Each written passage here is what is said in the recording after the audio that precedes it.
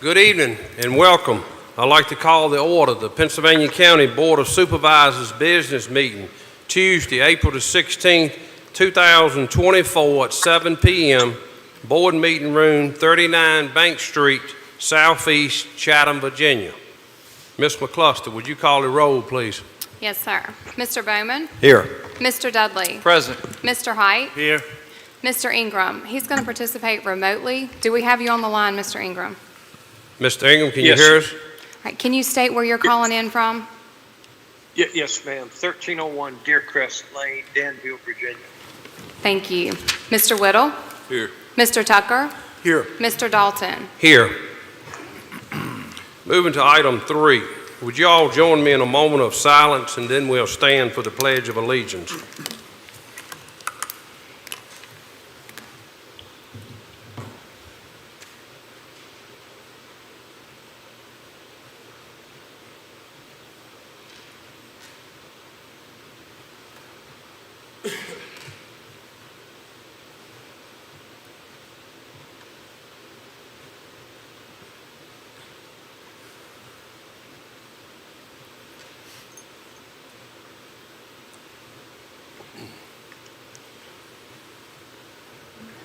Thank you.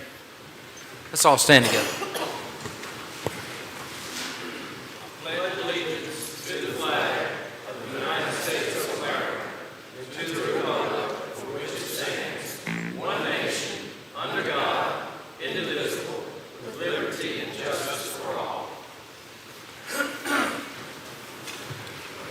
Thank you all.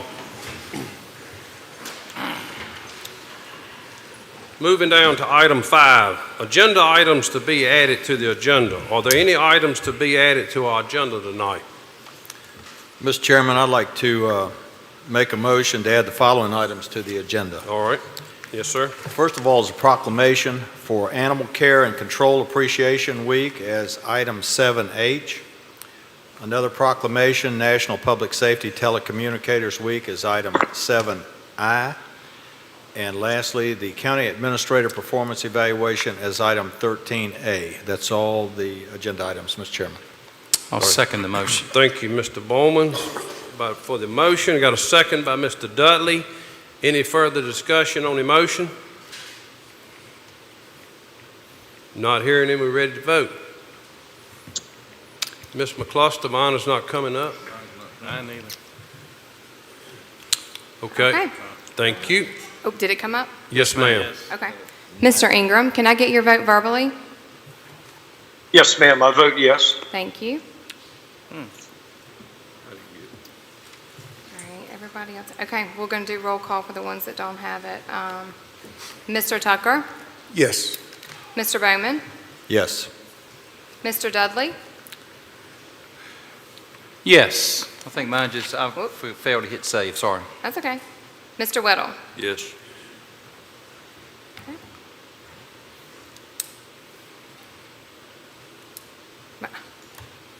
It was unanimous, it passed. Oh, all right. I don't know what's going on with technology. okay. Sorry about that. Technology. It's all right. Thank you. Moving to item 6, I'll entertain a motion to approve the approval of the agenda. So moved. Motion by Mr. Tucker, second. Second. Second by Mr. Height. Any further discussion? If none, we're ready to vote. Did it come up that time? Yeah, mine did. Okay.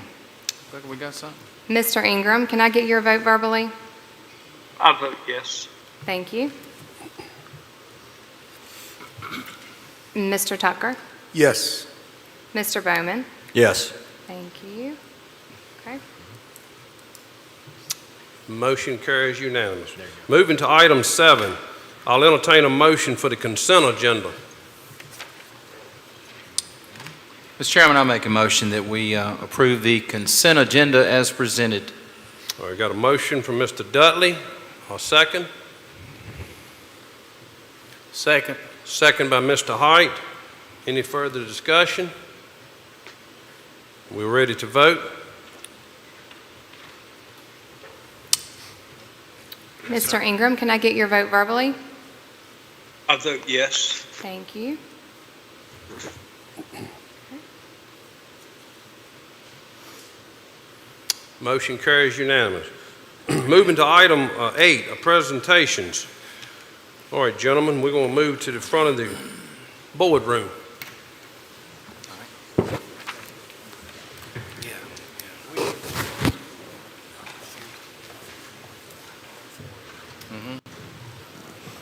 Yeah, yeah. Thank you, Rob.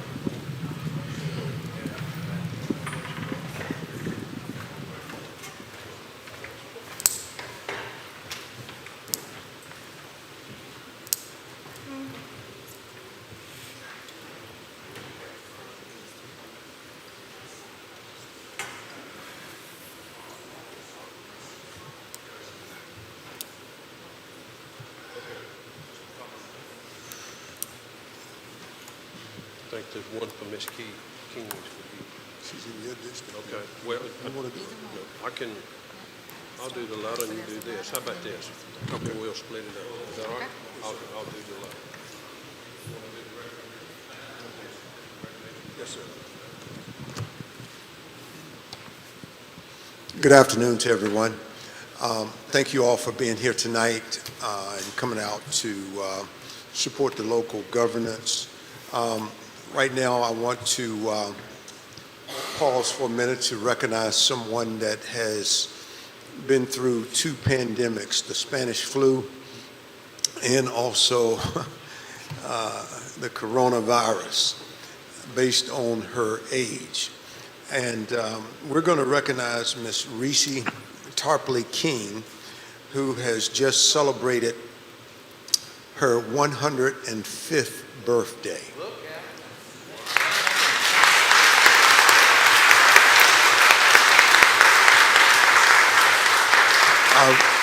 I would sign a contract to get there. So I'm going to ask, good to see you, Reverend King. He's a part of our association down in Halifax County. Would you bring your mother up front and turn this beautiful lady around and let the audience see her, and the family can come up as we kind of love on her a little bit.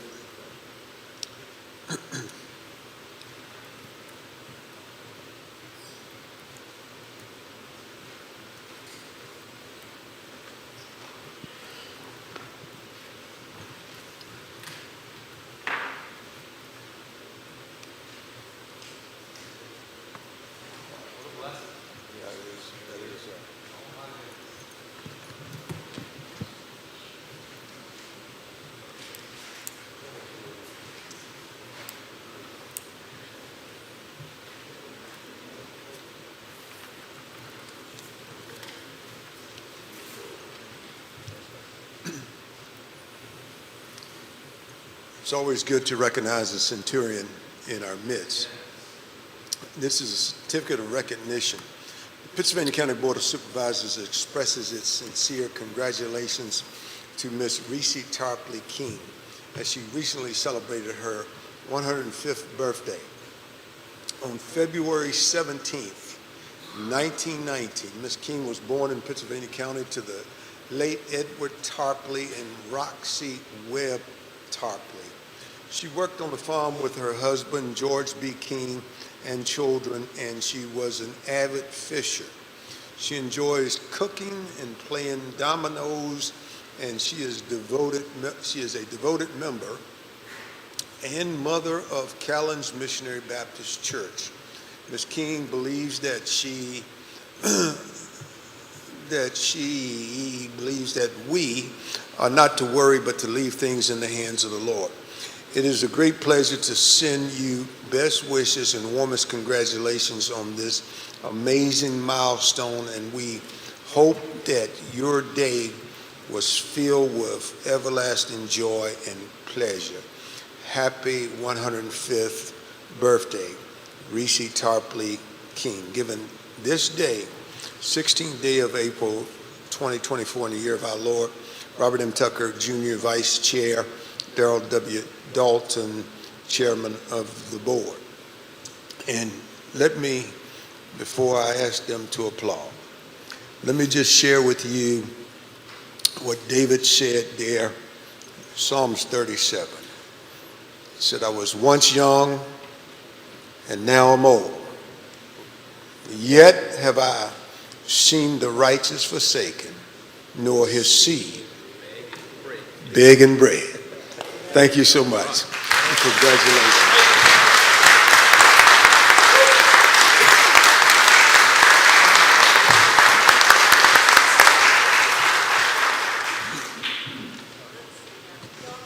Wait, hang on one second. It's actually Mr. Dalton. Yes. Yes. Welcome everybody this evening. I want to read this letter for Miss King also.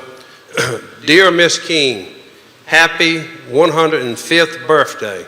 On behalf of the Pennsylvania County Board of Supervisors, I would like to express my sincere wishes on this memorable occasion. What a pleasure it is to share this important occasion with you. You have experienced 105 years among family, friends, and witnessed many events and milestones. As your reflection on your cherished memories, I hope that your heart will be filled with happiness.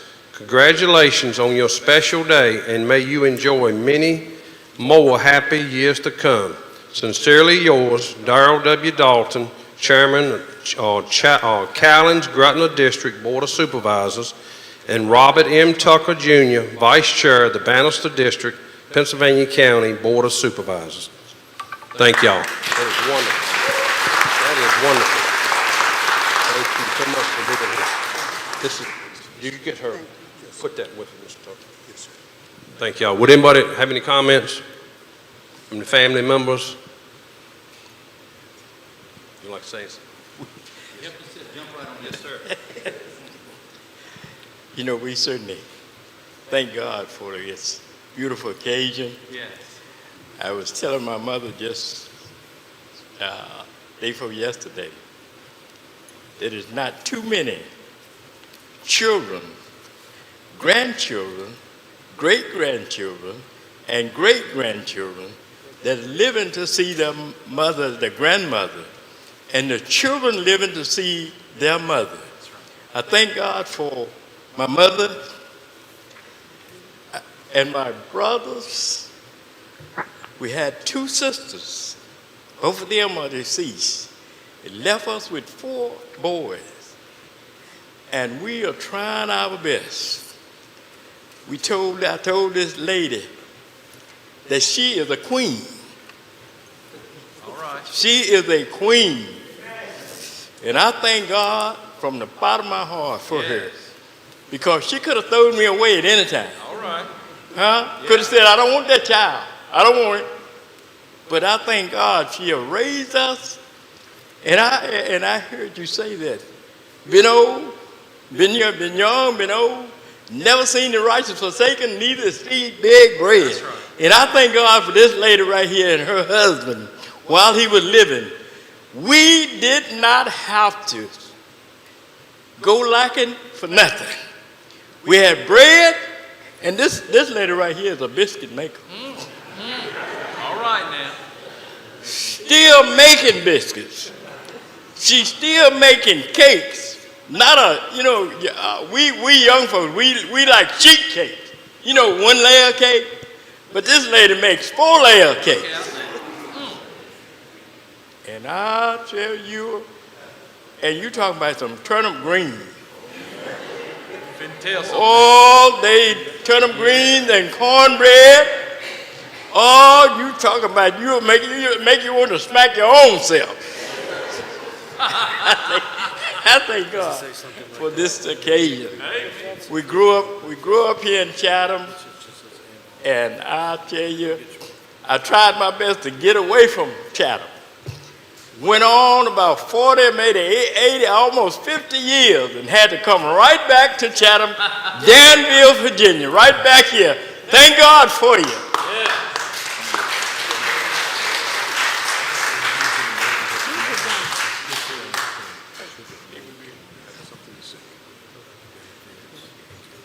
Ms. King, did you want to say anything?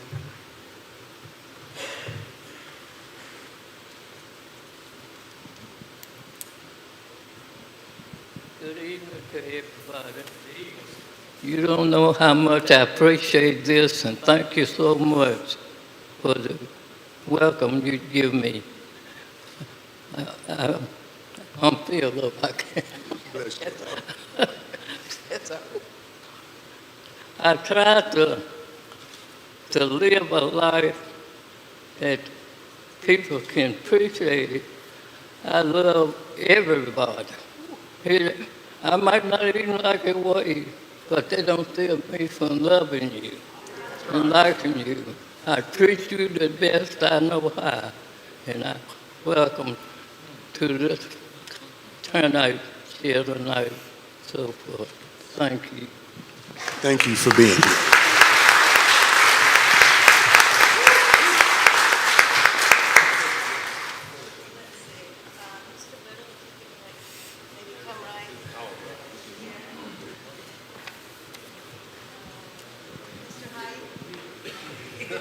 Right here, and everybody this way.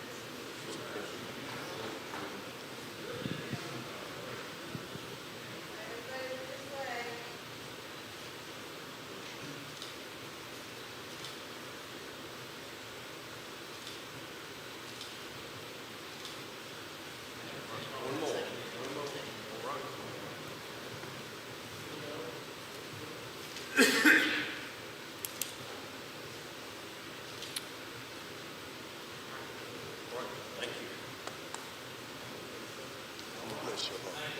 Congratulations. You're doing well. God bless you. Thank you so much. Yeah, no question. Thank you so much. God bless you, my friend. Yes, sir. God bless you, sir. Thank you for bringing Mama out. Yep.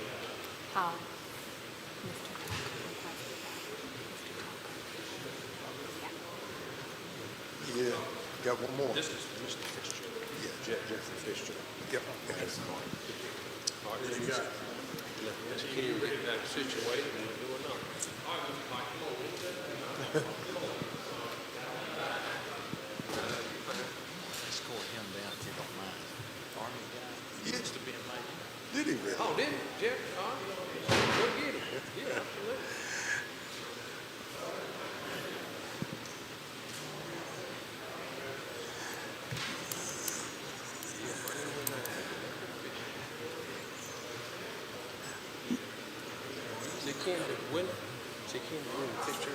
I don't think so. I think this is a different set of Fitzgeralds. Okay. Okay. I think he originally came out of the Java career. Okay. No, yeah, he right there. That cat's clean cut. He right there. All right. Let's, in the interest of time, we certainly want to move on. We're going to be honoring now Sergeant Major Jeffrey A. Fitzgerald and his retirement. So we have a resolution. Hello, sir. Didn't mean to call you sir. No, First Sergeant. Those NCOs don't like for you to call them sir. All right, so let's take care of this matter. And we, first off, want to say individually and collectively as a board, we certainly salute you and we appreciate your service to the country. I mean, we really do. The Pennsylvania County Board of Supervisors adopted the following resolution at its business meeting, April 16th, 2024, year of our Lord. Whereas Sergeant Major Jeffrey A. Fitzgerald is a county native who graduated from Chatham High School and enlisted in the Army National Guard 1983, and whereas Fitzgerald graduated basic training at Fort Sill, Oklahoma, and continued his military education through a number of courses, and whereas he later married his wife, Sabrina Fitzgerald, and they have been married 38 years and have 2 children, DeMarcus Fitzgerald and Ambria Fitzgerald. And whereas throughout his tenure, Fitzgerald held many duty positions and moved up the ranks from private first class to sergeant major. And whereas Fitzgerald had 3 deployments, which included Operation Noble Eagle in 2003 to 2004, Operation New Dawn, 2010-2011, Operation Spartan Shield, 2021-2022. Whereas Fitzgerald's civilian career includes one class operator at Hickson, Dan Kim, and Danville, Virginia for 10 years, area manager at Goodyear Tire and Rubber for 23 years, and Defense Military Affairs. And whereas after 35 years of serving our country, Fitzgerald has completed his service and entered retirement.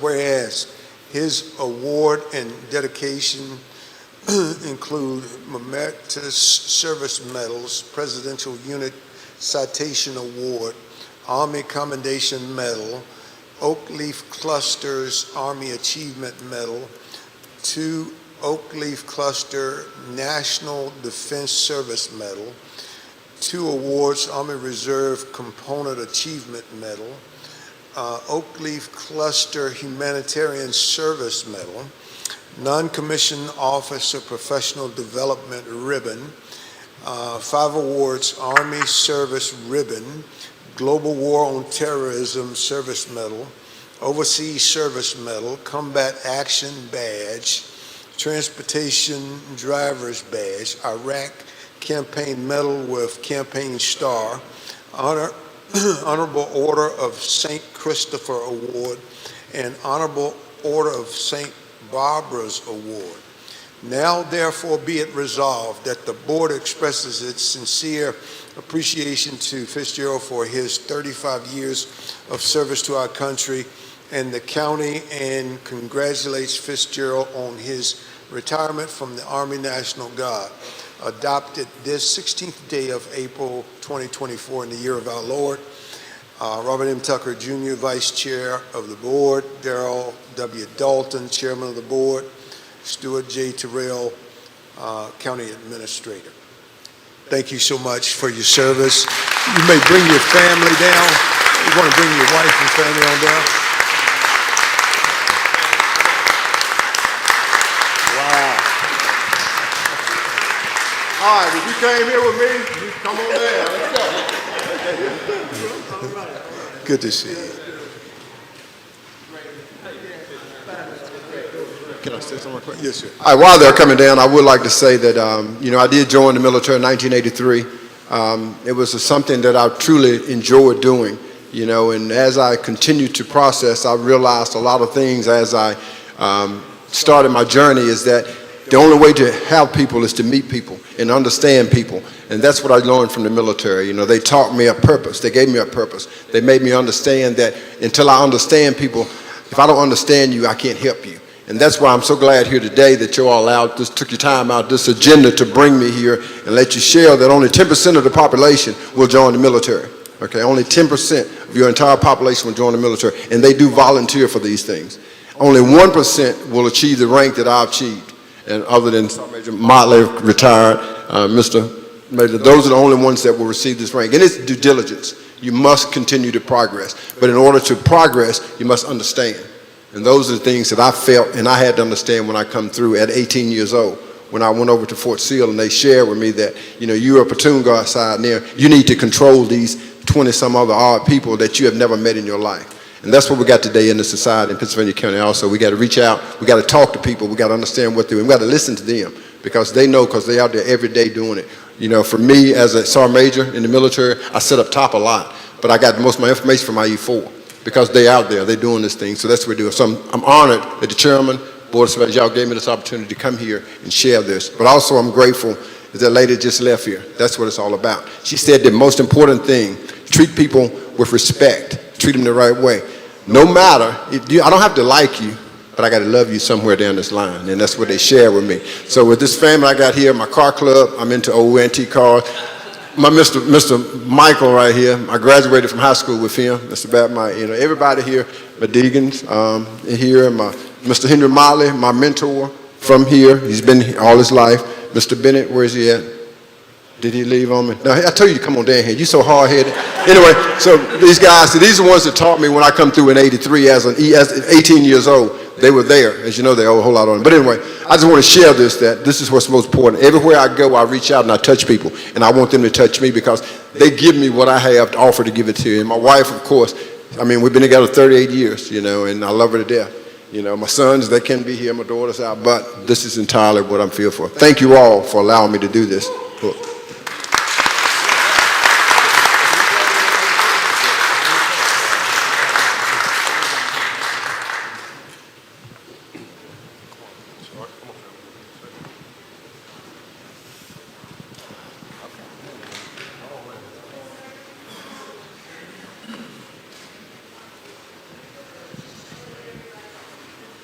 Yeah, I ain't nobody. It's all good.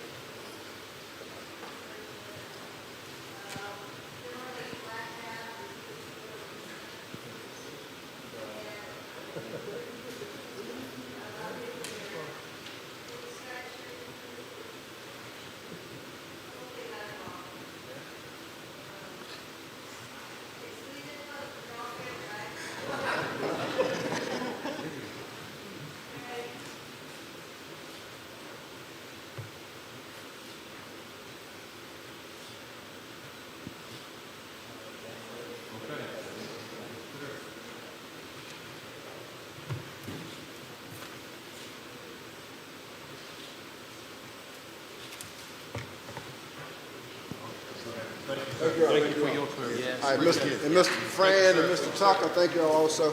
And them for coming up. Thank you. No problem, thank you. Good to see you. Good to see you, man. Good to see you. How you doing, man? Good to see you, man. Yes, sir. Hello, man. Thank y'all so much. Where did Henry go? All right, man. Proud of you guys. Yes, sir. Yes, indeed. Huh? Come on in.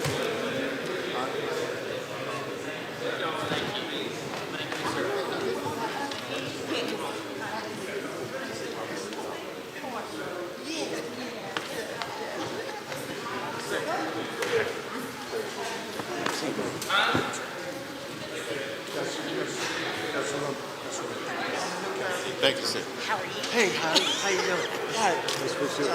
Yes, sir. Yes, sir. Appreciate all y'all guys.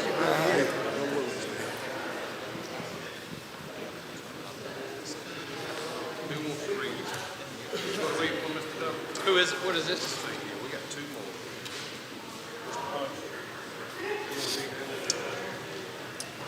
Yeah, I can do one.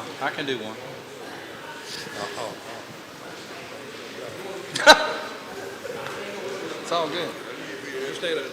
Y'all ready? Yes, sir. Yes, sir. Ladies and gentlemen, we got a couple more things that we're going to be doing. Got another proclamation. Pennsylvania County Board of Supervisors National Public Safety Telecommunication Week proclamation. Pennsylvania County Board of Supervisors adopted the following proclamation at its business meeting on Tuesday, April 16th, 2024. And yes, sir, we will bring those folks down that we are honoring. Telecommunications, public safety.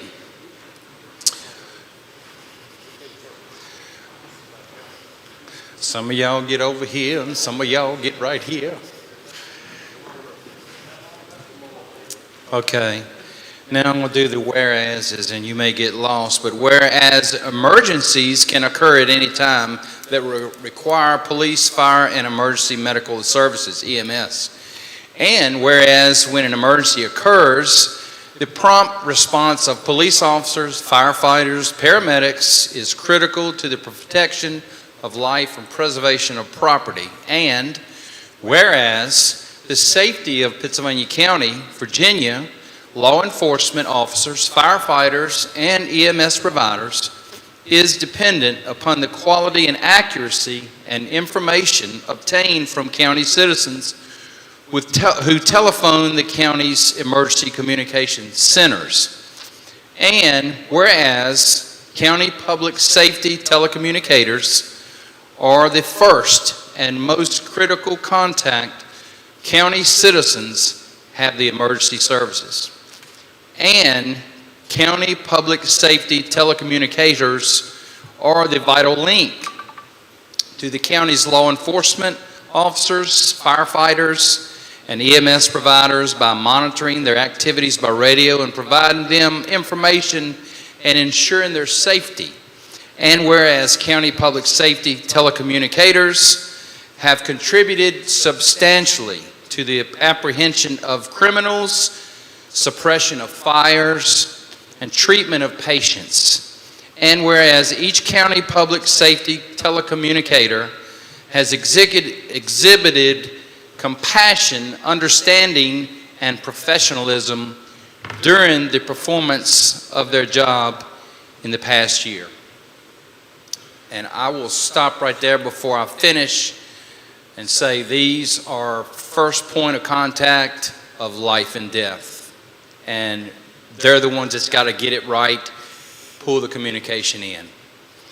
So now, therefore, the board does hereby recognize April 14th through the 20th, 2024 as National Public Safety Telecommunications Week in the county, in the honor of the men and women whose diligence and professionalism keep the county and its citizens safe.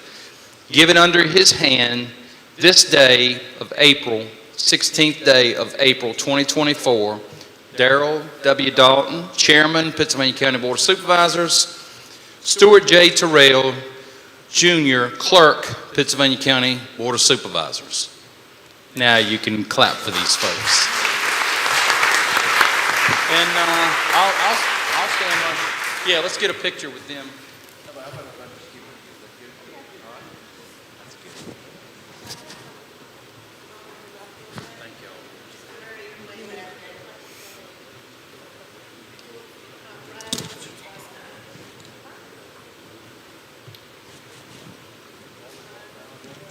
Yes, I do.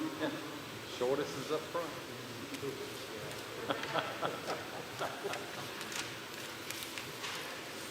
Yes, sir.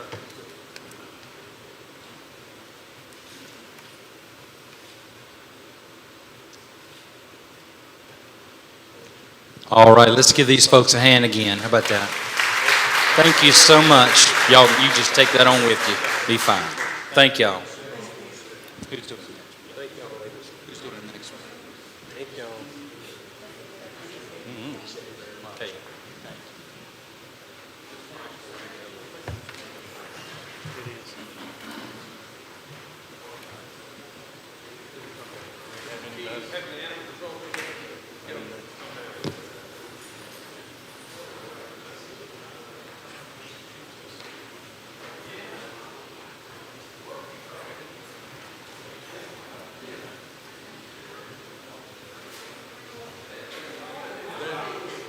There's my face.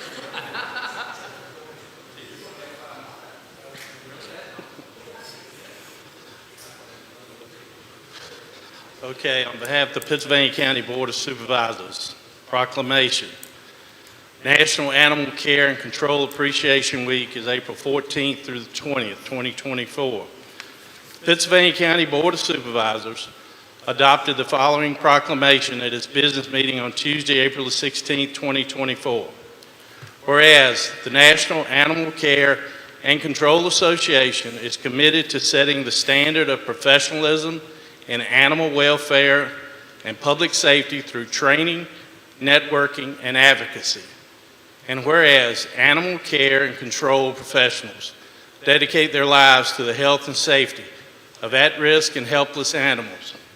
And whereas animal care and control professionals work to rescue and protect animals from injury, disease, abuse, and starvation. And whereas National Animal Care and Control Association members has designated the second full week of April as Animal Care and Control Officer Appreciation Week. And whereas federal, state, and local government officials throughout the nation take this time to recognize, thank, and commend all animal care and control professionals for the dedicated services they perform and for fulfilling the commitment to providing the highest and most efficient level of customer service.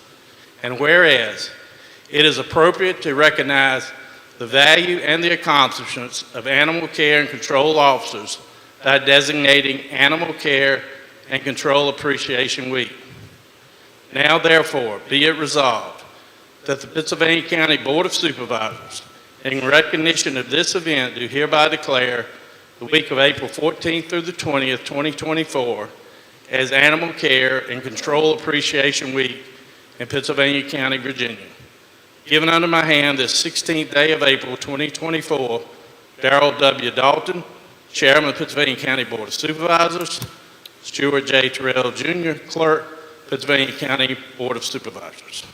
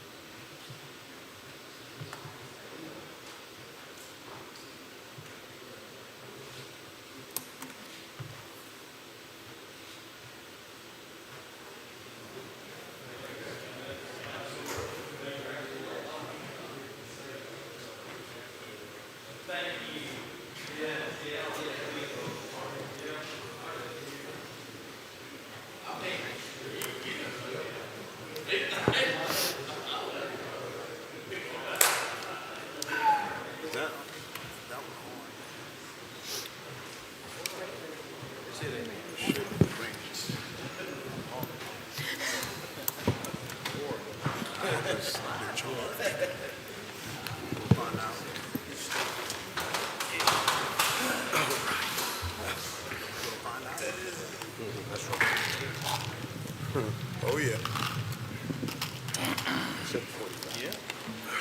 Close enough.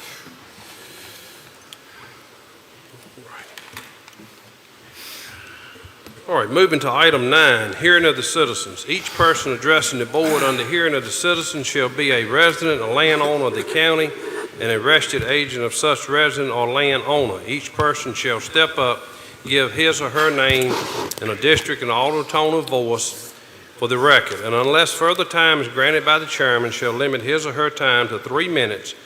No person shall be permitted to address the board more than once during the hearing of the citizens. All remarks should be addressed to the board as a body and not to any individual member thereof. Hearing of the citizens shall last for a maximum of 45 minutes. Any individual that is signed up to speak during said session who does not get the opportunity to speak because of the aforementioned time limit shall be given speaking priorities at the next board meeting. Absent chairman approval, no person shall be able to speak who has not signed up. Ms. McCluster, we have anyone signed up? Yes, sir. John Owen.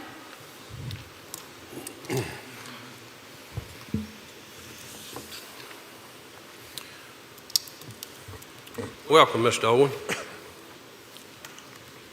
Thank you, Mr. Dalton. My name is John Owen, Callens-Gretna District. I hate to disparage someone that I'm not looking in the eye, so I hope Mr. Ingram gets better soon and is back with us. But anyway, Mr. Webster, in his infinite knowledge, lists one example of malfeasance, being untruthful to achieve a desired goal. Malfeasance is one of the things an elected official can be removed from office by the courts for. I'm not here to beat a dead horse, but I do have a few comments on the recently adopted budget. I realize there's nothing the citizens can do about it now, but there are actions we can take to hold the ones who voted for it accountable.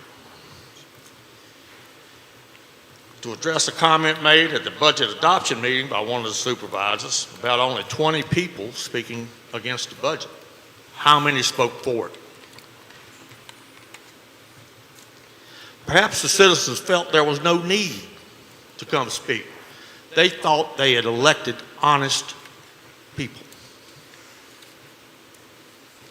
In November of 2023, 5 of the 6 candidates for Board of Supervisors, when asked if they would vote for a tax increase, answered a resounding no.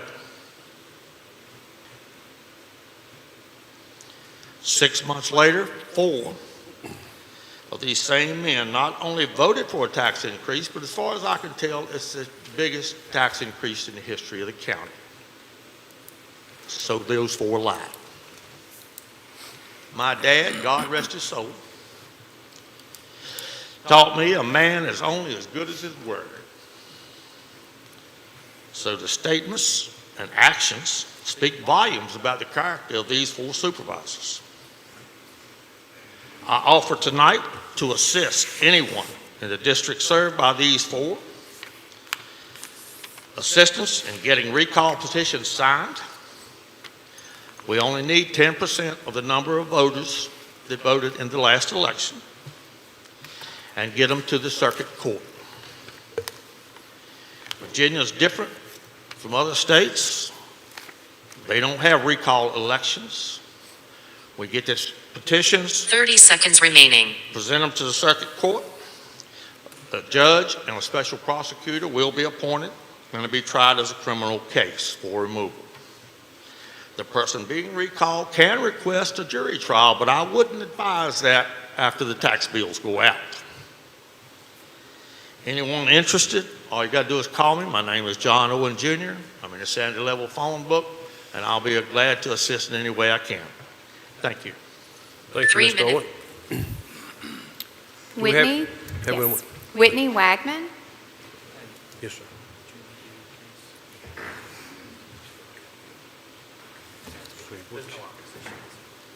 Okay. It's a second. It's a second.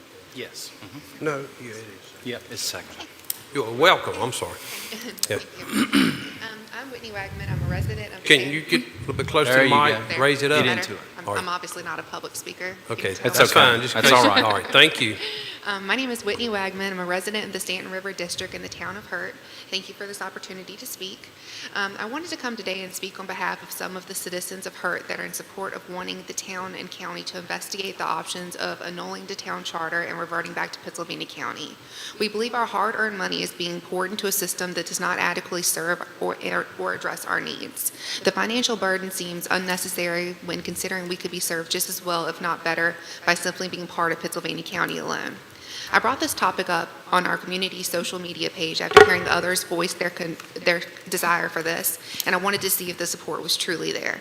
I started an online petition and requested to hear arguments for both sides. The petition currently has over 40 signatures. Around the same time, at the town council work session meeting, 4 council members voted in favor of requesting our town attorney to present a presentation of what disbanding the town would look like, the cost of it, etc. The town attorney will be presenting this at the May meeting, and his review was posted last week on the town's website. I'm concerned that this presentation will be biased and in favor of keeping the town. Some of the reasons that have been brought up for wanting to disband include high town taxes without seeing any significant return on these payments, the unpopular purchase of the Stanton River Plaza, high water rates, which we have been informed will be going up again due to maintenance that is needed, trash pickup, which is through a contract with the town of Alta Vista, is ending and either going away or a private company will take this over at a possible additional cost to us, and limited availability of town police.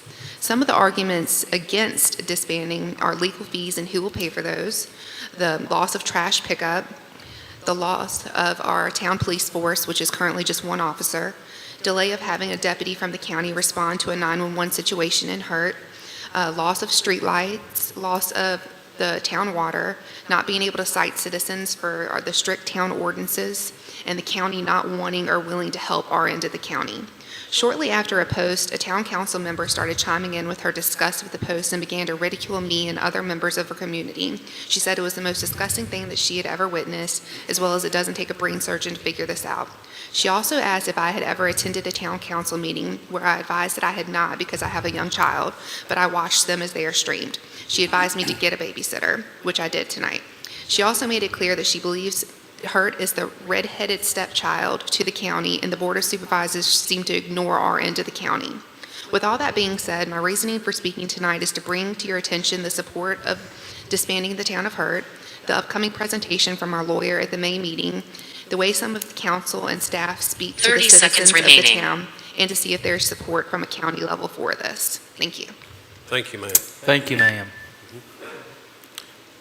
Do we have anyone else sign? Yes, sir. Wayne Robertson.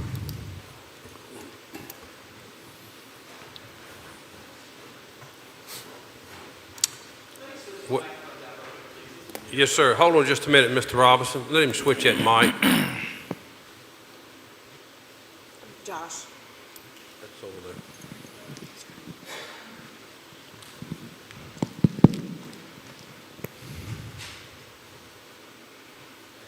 Okay. Thank you, Josh. It's a man on Well- the job. Welcome, Mr. Robinson. My name is Wayne Robertson. I live in Ken Bowman's district. I want to talk to you again about the proposed jail that you are considering. Of course, I'm here to tell you to do something different, and I have 3 other suggestions as to building a new jail. But first, I want to talk with you about the Southside High School, Blair's Middle School property over there at Blair's. The previous Board of Supervisors gave that building and the property to a developer in Winston-Salem, North Carolina, and that was the building and 14 acres in a prime location for a school. They had no foresight as far as I could tell. They gave it to that developer. The thing is that the Chatham Star Tribune said that it cost him about $13 million to do the renovation. That building could have been renovated for a high school or a middle school for 13, 15, no more than $20 million. That sounds like a lot of money, but where are you going to get a new school building for $15 to $20 million? They don't exist. So new construction is not necessarily less expensive than renovation, as I have heard. My first suggestion, of course, is Camp 15 out there west of Chatham. That is not going to cost $60 million to renovate that building. It is already set up for a prison, and it should be used for that. The second possibility is the National Guard Armory here on Main Street. That could be renovated for a jail annex. The thing is that right now it's being used for a special ed program by the school board. They could put that program in another school or maybe even in this building. A third possibility is to take the school board office and move that over there to the National Guard Armory, and you would have a prime place for an annex for the jail right here beside of it. When you get ready to have another meeting concerning this thing, I would like to be there to talk with you about it. 30 seconds remaining. Thank you very much. Thank you, sir. Thank you, Mr. Robinson. Vanessa Scares. Welcome, Ms. Gass. It's good to be here. My name is Vanessa Scares, and I reside in the Westover District. I want to share with the citizens of Pittsylvania County just how encouraged I was that young people came out to speak against the recent property tax increase, especially that 39-year-old young man that stated that even though his peers were not here in person, they are watching. This gives me great hope for the future of our county. As he said, many of them are already working a second job to provide for their families, and that's why they do not attend. That's the next generation, the future of Pittsylvania County, hard-working young people. I only wish that we could have given them a great example of what local government should look like. Instead, they listened to the majority tell the reasons not to increase taxes and they saw those comments fall on the deaf ears of our elected officials. Instead, they saw an example of letting the special interest take the place of the best interest of the citizens of this county. I do think that Chairman Dalton deserves to be commended for supporting the citizens with his vote, and I predict that he will be reelected in 2025. I also predict that Supervisor Bowman will be reelected in 2027. As for the rest of the board, I don't even have the words to adequately express my disappointment and the way that I feel about the outcome of the vote.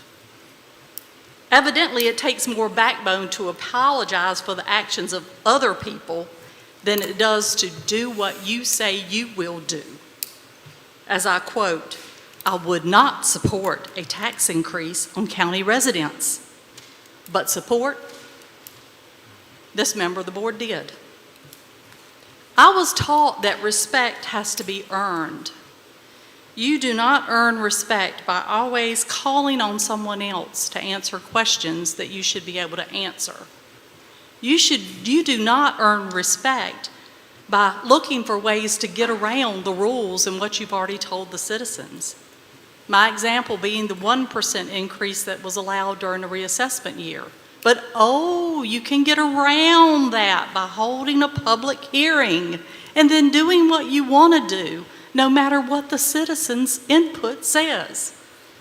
I'm saying this with as much love and respect as I 30 seconds can, remaining. and expressing the way I feel about the outcome of the vote. And I'll keep saying it. The manipulation is sickening. The simplest way to earn respect is to let your yes be yes and your no be no. The simplest way to lose respect is to say one thing while you're campaigning and then not follow through on that. I'm sure that the repercussions of this historic tax increase will be felt for many years in our county. 3 minutes is complete. But in closing, I want to encourage the next generation citizens to not grow weary in well-doing, but to keep watching and keep voting accordingly. And I trust that they will learn from your example and do a better job. Thank you. Thank you. Thank you. Mr. McCluster, have anybody else? That's all, Mr. Chairman. All right, thank you. Moving to item 10, public hearings. Pursuant to Article 5, Division 6 of the Pennsylvania County Zoning Ordinance, the Board of Supervisors is empowered to hear and decide specific zoning issues and zoning map changes in support of said ordinance.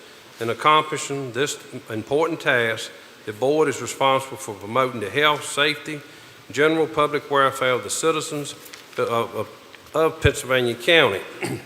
The board must ensure that all its decisions and regulations be directed to these goals and that each consist with the environment and the comprehensive plan and in the best interest of Pennsylvania County, its citizens, and its posterity. In case R-23-017, Ms. Ragsdale.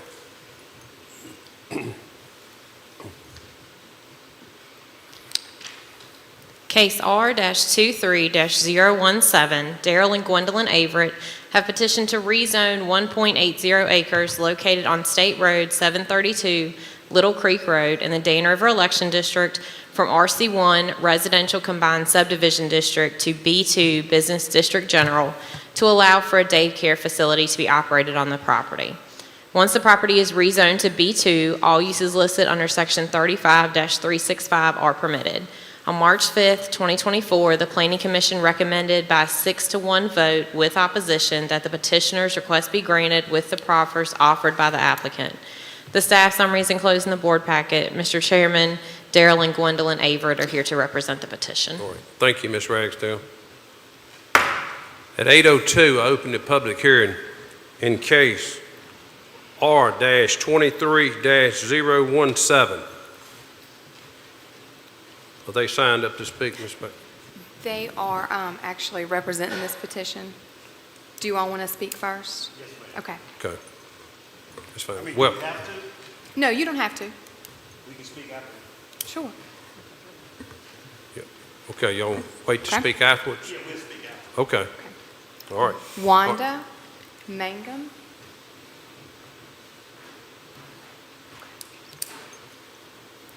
Is she present? She's here. Okay, all right, that's fine.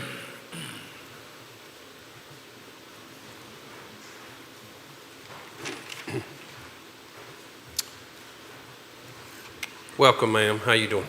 Thank you. I'm good. Good afternoon. I am a resident of 732 Ringo in Ringo, Virginia, landowner. I am the neighbors of Gwendolyn and Darrell Averett. I am in favor of the commercial zoning for child daycare. I work in child care myself, and with a couple of child cares being closed in our city, it is very much needed because with a couple of them being closed down, where I work, we are having to have children on a waiting list. And this is a cause that parents are not able to find child care to where they can get their children there, or they have to drive miles to have their children in a child facility that could be closer where the Averetts are. And it causes them to either be late for work or have to get up early, get the children up early to get them there. So with Miss Averett having this commercial zoning, it would actually help in the child care industry. Even with the casino coming, there are other people coming in, and they will also need child care. And with our child cares closing down, we need more open so that they will be able to work and have a place to put their children. And I am the neighbor there, and I have no problem with her having that commercial zoning.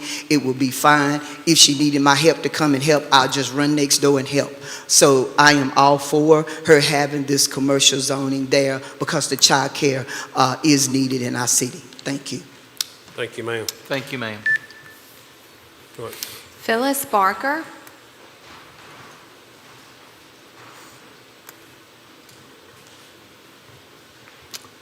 Welcome, Ms. Barker.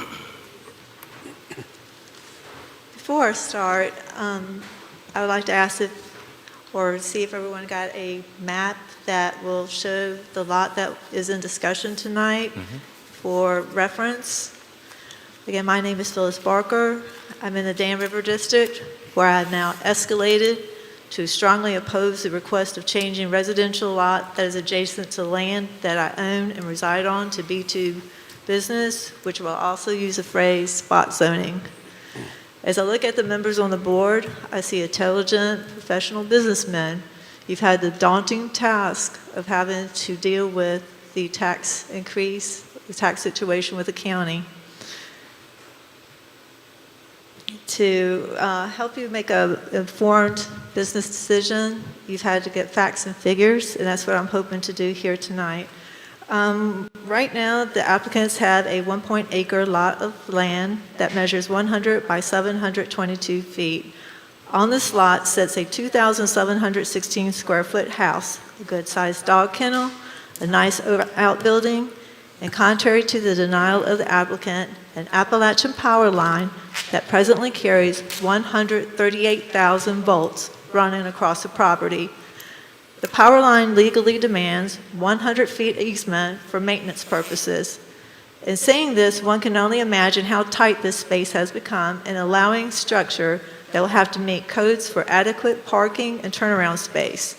Virginia state codes require 35 square feet per child, not including space for the bathrooms, storage areas, etc. Playground space is 75 square feet per child, and one could actually benefit more so probably by running a smaller operation inside the home for tax purposes, tax breaks, following less stringent regulations. If pursuing a larger operation, it creates hardship on the land.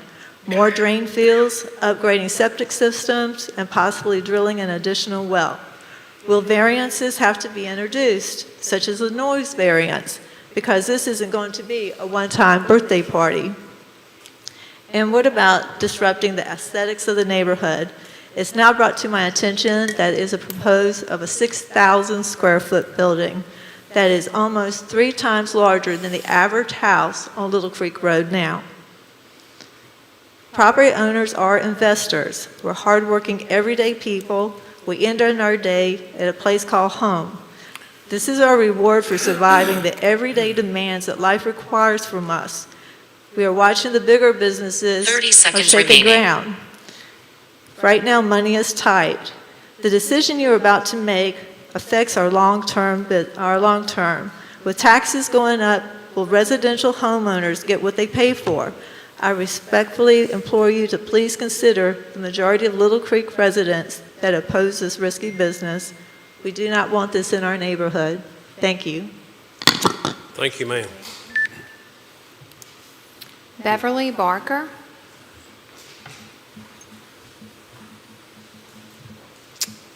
Welcome, Ms. Barker. Good evening, and thank you for the opportunity to speak. I am Beverly I'm Barker. sorry.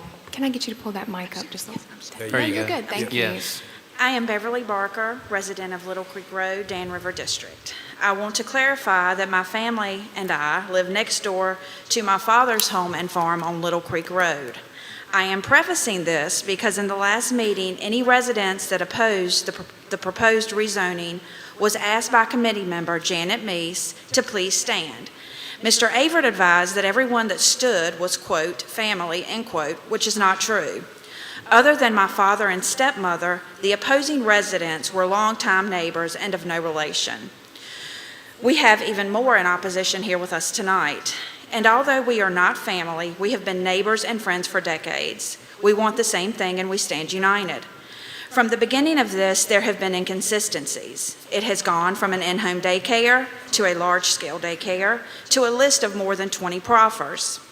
A list of these proffers was given at the March 5th meeting. Ms. Colette Henderson with the Bannister Springs District read off the list and then ended with a statement with how none of the proffers were large-scale and the residents would not see much effect. I disagree. I ask myself, how many board and committee members would like such a questionable, non-reversible, long-term establishment mere doors from your homes that come with no clarity? There is no transparent plan and it is unsettling to residents. The volume of traffic on Little Creek Road is vast as is. To add a business of this magnitude will only add to that, making a great safety concern. I was born, raised, and have lived most of my adult life on Little Creek Road, along with several generations before me. It is sacred and special.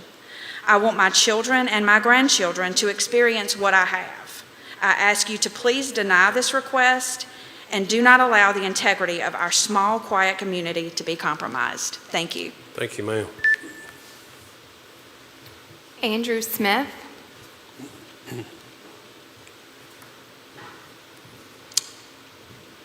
Welcome, Mr. Smith. Good evening, everyone. Yes, sir. Andrew Smith from Dan River District. My family and I moved to our home on Little Creek Road about 4 years ago. We moved here because of the rural atmosphere and the family-friendly location. We understood the amount of traffic flow that traveled the road. However, we never accounted for the addition of any business to that area. The majority of residents who live on Little Creek Road would not have the same views of the area if a business was located there. With a small area that the unknown business is being proposed for, there will be little to no area for parking, which would overflow into the traffic of people traveling to and from work or school.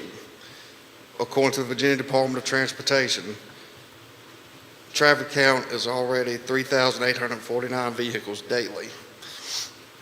Not only will this cause an influx of traffic for the residents of Little Creek, but also a delay for commuters traveling from the county into Danville or onto 29. With the excess of traffic added to it, we feel that this will cause many safety issues for traffic traveling on this road. This is just one of the reasons I oppose this proposal. Thank you all for your time. Thank you, sir. Thank you, sir. Appreciate it. Shelby Tate.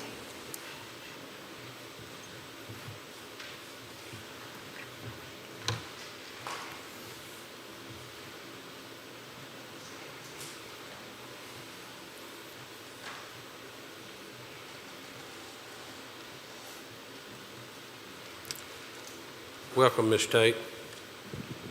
I'm short. You fine. Thank It's all you. right. You good. Good evening, gentlemen and ladies.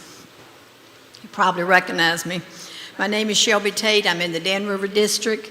I've been a resident of Little Creek Road for 64 years. My late husband, Jason, and I enjoyed 63 years together. and raised 3 children at our residence because of the wonderful neighborhood and the quiet environment. The rezoning before you tonight started with the first notice of rezoning in September of 2023. This is how long it's been going on. At this time, the Averett application showed that they were asking for a rezoning for a daycare, and that's what all of you say now, but that's not true. Since that time, the request for rezoning has changed from R1 residential combined subdivision district to B2 business district general. I do not understand why, if the Averetts truly want to increase their daycare capacity, which they're already operating a daycare and have for years in this facility, why they want to rezone to B2 business, if not for some other business that would be allowed under this proffer, which has about 25 or 27 businesses that could come there. So we're not looking at a daycare center. That's what they're saying, but we're not looking at that. If they just wanted a daycare, they could have just checked daycare under the proffer that they had, because it's on there. But this is not made clear to us as to why. Why it comes up one thing, the next time it comes up something else. He gives us different stories every time. We've been in numerous meetings with the board and planning commission since December of 2023. I'm in complete astonishment as to why or what else has to be done to get y'all to look at what's going on with the facts and the majority of people that do not want this on the road. We never said anything about the daycare center. We do not want it made so it can be commercial, as that lady was saying. She's just been here a while. I've been here 60-some years. I want y'all to work for the majority and just not one residence. When a majority of all residents on Long Creek Road signed our petition and a good amount are present here tonight, I understand that an individual wants to use his property as he feels like he should, but there are rules and codes that we all have to abide by, and the Averetts are no exception. According to Pennsylvania County's GIS site, and Mr. Averett owns other properties not far from his home that has plenty of space for a building he's proposing to build on the 1.8 acres. These properties are located on the Ringo Depot Road. He has 8.52 acres there, and there's one on Childers Road that he has 3.56 acres there. Recent meetings and discussions with my neighbors, some are in attendance tonight, share this same request, is to deny this rezoning. Also, we had a lot of them that could not come tonight due to health issues and work factors. We urge you to deny this proposed rezoning. Thank you. Thank you, ma'am. Mike Barker.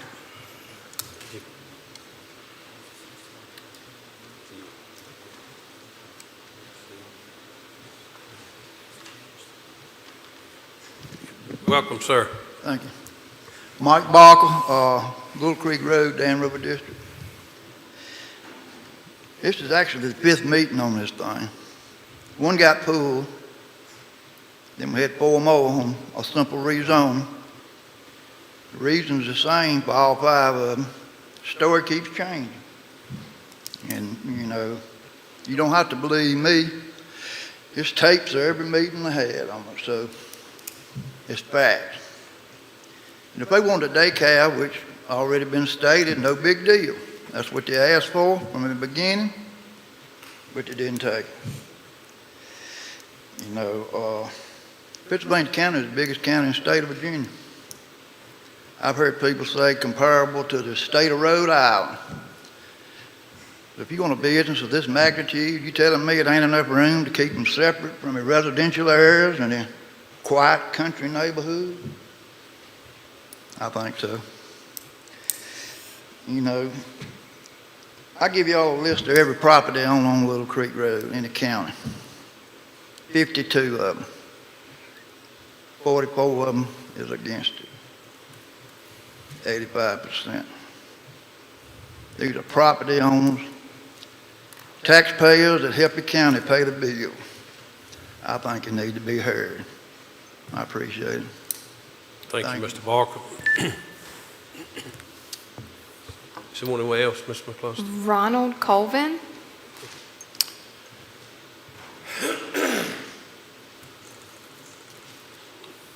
Welcome, sir. Thank you.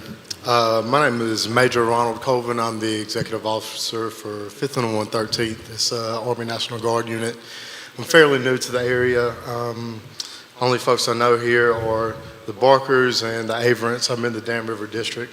I'm actually one house away from the Averants. So my family and I moved here in 2019, actually to be closer to my mother-in-law, Phyllis Barker, who spoke a little while ago. That was right before my family's deployment, or my deployment, when me and my wife had our first child together. Together we have 6 children, 3 of which are under the age of 5. Gone are the days in this economy when one spouse can just stay at home and you can support a household on one income. With most households needing to be 2 incomes now, we struggle to find daycare, affordable daycare options all the time. We have been waitlisted in the past. We got lucky because these are small communities we were able to be assessed in. Our kids would greatly benefit from the daycare. I don't know anything about any need or desire for it to be anything else. All I can do is take anyone at their word. They say it's a daycare. I trust it would be a daycare. My wife actually participated recently in a study that's being commissioned by Virginia Tech. They had a Danville City employee on there, and I think at least one county employee, where they're talking about the need for child care within Pennsylvania County. Given the fact that there's already other multiple businesses and entities already operating on the road, and I understand that they were grandfathered in prior to certain rules being enacted. There's already a kennel on the road. There is a mechanic shop. There's an apartment building. Given the fact that all those things are already present, a daycare makes sense to me. And I think it's a pretty easy decision. Given any questions that you all might have for me, I'll cede the rest of my time. Thank you. Thank you, sir. Pamela Dunn.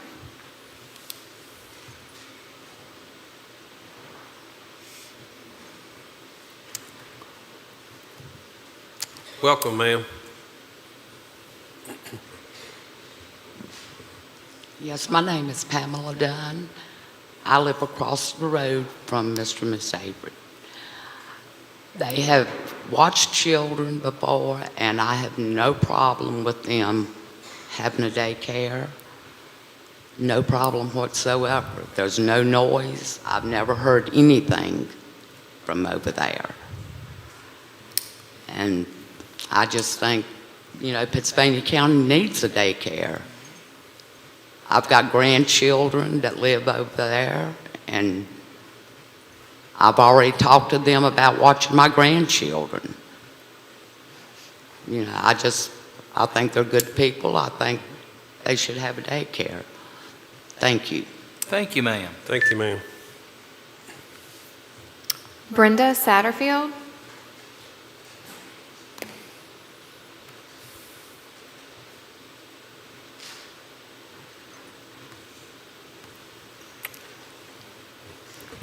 Welcome, ma'am. My name is Brenda Satterfield, and I live in the Dan River District. I've been across at WW Apartments for 15 years. Never, ever, ever heard anything from the daycare. It's very quiet. They have a round driveway that goes in and out, so when people pick up their kids, they go right out, no problem. Like the lady said before, the guy said before, they have a lawnmower shop.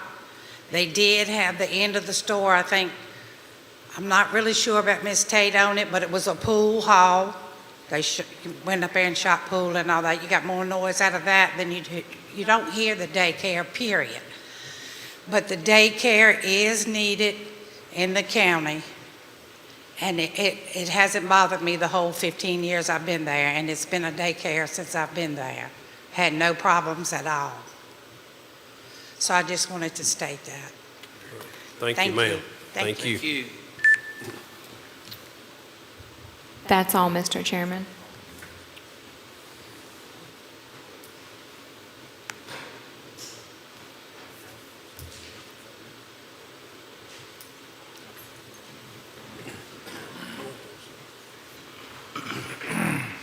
That's all that signed up. We'll Okay. give the Averants a chance. All right. Yes, sir. Welcome.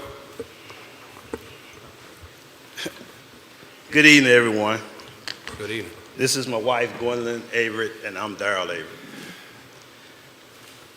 This is, like they said, our fourth or fifth time here. The zoning board passed the first time 7-0, and we was unaware that we had to have a site plan. So Ms. Rasdale asked us to get a site plan, and we did. So they didn't think that the public would have enough time to view the site plan, so they pulled it and rescheduled. So we came back March the 5th, and the board passed it 6-1. A couple issues came up doing that. They were saying that Mr. Barker was saying that he had 80%, which we showed our petitions, and the first district guy said we got just as many as they got. I don't know who I need to give it to. Give it to our attorney. Our Give it to the attorney, attorney. Barry Farr. Yes, sir. Thank you. We started off with 105 proffers. We tried to work with the board. So a meeting was set up with my wife and I, Ms. Rasdale, Mr. Hunt, and Mr. Height. We went from 105 proffers to 27. And if you don't mind, just some of the proffers that we have is apparel shop, art supplies, assembly hall, bakery, barbershop, daycare, churches, community center, gift shop, hobby shop, large halls,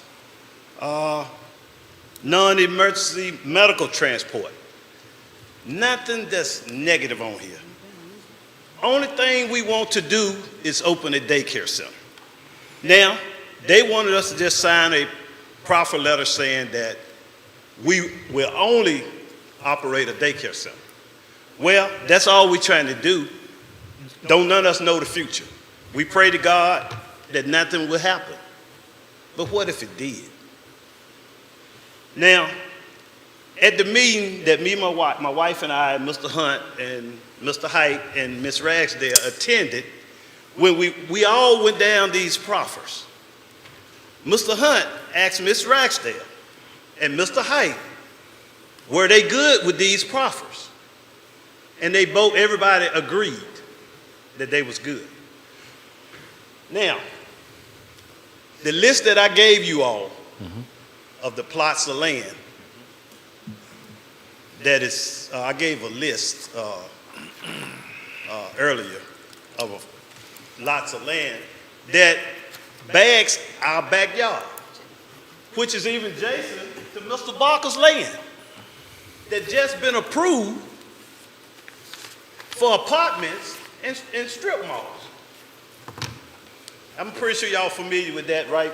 Behind Marshall's, all that land behind some on Marshall's go all up Pennsylvania County.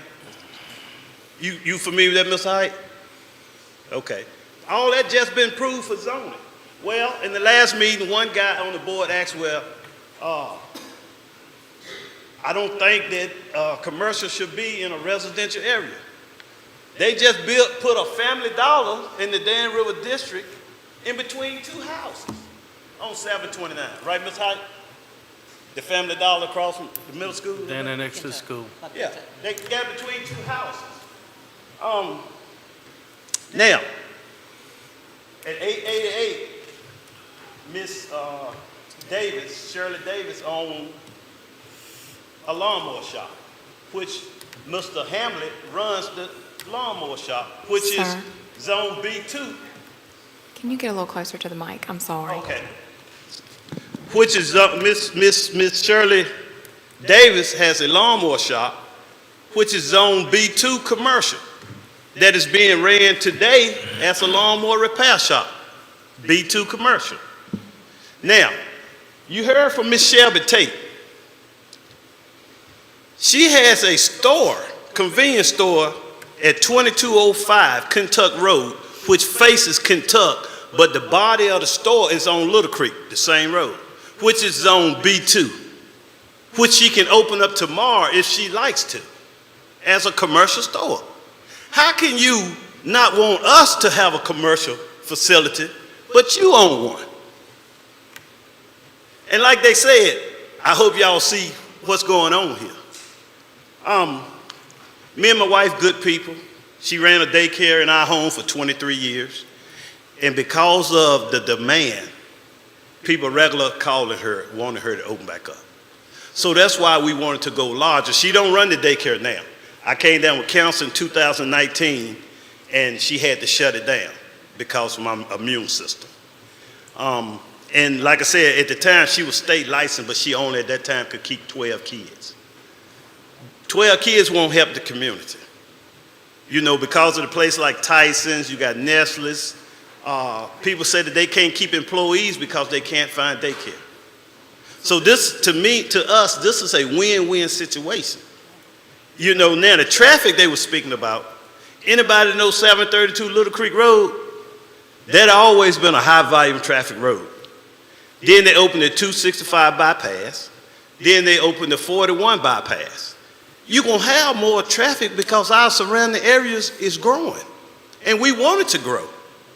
And we know that Pennsylvania County supports small businesses. We have done everything that y'all laid before us, did everything by the book. I don't see why we wouldn't be granted commercial. We passed the first board, zoning board, 7-0. We passed the second zoning board, 6-1. Everybody was in favor but one person the second time. And I just pray to God that everybody would do the right thing because y'all support us. We chose y'all to do the right thing, to be honest and be loyal to the community. It's not about friendship, it's about business. And we pray to God that everybody would do the right thing. You want to say something? And yes, this, like I said, I've done child care for 23 years, state license, done it with excellence. Like I said, I get a lot of calls. The schools call me, ask me, when Miss Avery, are you going to be able to open back up? Social services calling me, asking me, Miss Avery, we need your help. Can you open back up? Early Childhood Success calls me, Miss Avery, we need you in the community. It's so much needed in your area because there's no child care in your area and we have got to get child care in your area. So I got people calling me, it's almost like every week. Parents is calling me almost every week saying, what are you going to do? You going to be able to do? Are you going to get the zoning? I said, I don't know. I got to wait and see what happens. Also, I heard someone, Ms. Tate stated that I'm still operating. I'm not still operating child care at this time. I closed down in 2020. I took care of the community for 23 years. I closed down to take care of my husband. So now he's doing good, he's healed, and now I'm ready to get back in the workforce to help the parents get back to their jobs, help the employers to hire people. And also, I think someone called state on me, said I was still operating, and I was not, and they came out to see. And there was no finding of an illegal child care business. And because I'm not operating, the only thing that would come to kids, you say my house is right now is my grandchildren, and state told me I have every right to keep my grandchildren. So, I wouldn't do anything wrong to jeopardize what I'm trying to do with the state, because I am going to be state licensed. I'm operating under the state. So, I pray that, like my husband said, that, I will get the zoning, that it be granted to me, because I love what I do, always have, always will. I'm an educator, I have children that's educators, and we're going to work it with excellence. And it's only going to be whatever the land allows us to have for the size of building that we have. We don't know for sure, but whatever the land size, that's what we're going to do. We ain't going to do nothing outside of the codes or whatever concerning this building. We're going to do what's need to be done, and we're going to do it in excellence, and we're going to do it according to the codes. We're not going to do anything outside of that. We thank you all. I appreciate you all for being here. Yeah, one more thing I just wanted to say. Most of the people that we got to sign our permission is like within a quarter of a mile. We didn't go on the other part of Little Creek because one lady that my wife kept 2 of her kids, My wife went to get her to sign a petition, and she was like, "Oh my God!" And my wife was like, "What's wrong?" She said, "I signed Mr. Barker's petition," and she said, "Mr. Barker told me that some people was coming in the community to build a car dealership." And I have her with me today. Miss Molly, will you stand? She signed our petition also. My wife talked to another lady yesterday. We got another signature, and she said that they came to her house and said that some people was going to open up a nightclub. It could be a nightclub. Anyway, I have Miss Hendrick. Miss Hendrick, will you stand? She in the Danville district. She lives about 3 houses from us, and she's having a little boy, July, and she already waiting for daycare, wanting to come to our daycare, and other than that, she gonna be an employee of our daycare, if it gets zoned.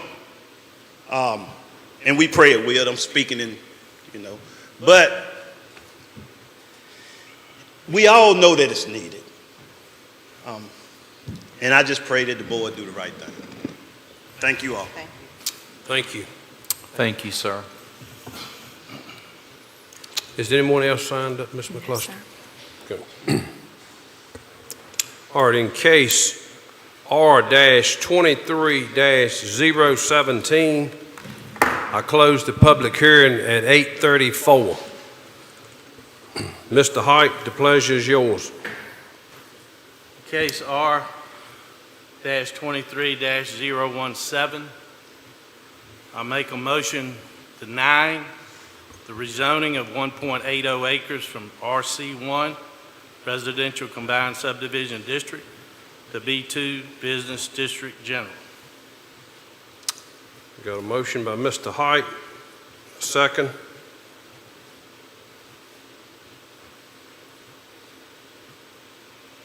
Mr. Chairman, I make it. All right, Mr. Ingham, you second the motion? Yes, sir, I do. Okay. Any further discussion on the motion? Mr. Height? Yes, sir, Mr. Yes, Height. sir. Go ahead, sir. If this was strictly daycare, I would not have an issue, and I don't think anybody on the road would have an issue if it was strictly child daycare. But the proffers, there's 20-some other options. Averets are great folks. But if we rezone this, the rezoning attaches to the land. And God forbid something happened to the Averets, someone else could come in there, buy that property, and any one of these 20-some odd things could be located on that property. It's in the middle of a residential area. That's why I'm opposed to it. If it was strictly daycare, and I agree we need daycare, I would not have an issue with it. But with these 20-some proffers, that property, I just don't feel comfortable recommending approval. Thank you, Mr. Height. Any further discussion? Yes, sir, Mr. Dalton. Yes, sir. I'm going to ask Emily if she'll come on up. Need to ask a question. In this motion, petition to rezone 1.8 acres, it says to allow a daycare facility to be operated on the property. Does that mean that's it? No. It also states that, as I read my introduction, once it's rezoned to B2, unless the proffers that the Averets have offered are added into the motion to approve and adopted by the board, then all uses listed under section, I think it's 365, 35-365 would be permitted by right. So with I believe the proffers that the Averets have offered, they took the list of those uses that are permitted by right, and they dwindled them down to these uses that are in the proffers that they've presented to you all. But those would be by right uses. At that time, they would not have to come back before any board.